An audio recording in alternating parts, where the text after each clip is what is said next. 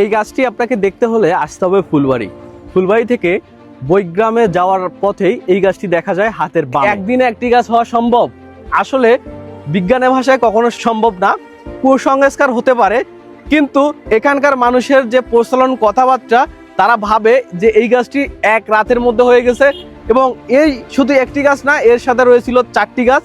4টি গাছের মধ্যে এই গাছটি সব থেকে বড়।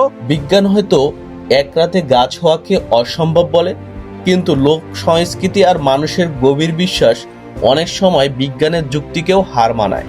যুগের পর যুগ ধরে এই এক রাতের রহস্যই এই গাছটিকে সাধারণ গাছ থেকে করে তুলেছে অন্য ও ঐতিহাসিক।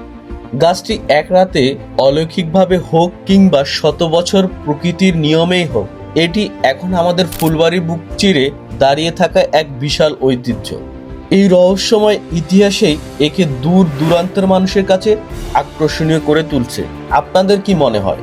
ফুলবাড়ি এই এক রাতের গাছের রহস্য নিয়ে আপনাদের মতামত কমেন্টে জানান। আঙ্কেল যেভাবে বললো এই গাছে নাকি পূর্বে অনেক পাতা ছিল, এখানে মানুষ রেস্ট নিত, তো সেই হিসাবে এই গাছের বয়স আঙ্কেলের বাবাও বলতে পারে না, তার দাদুও বলতে পারে না এটা কত সালে হয়েছে।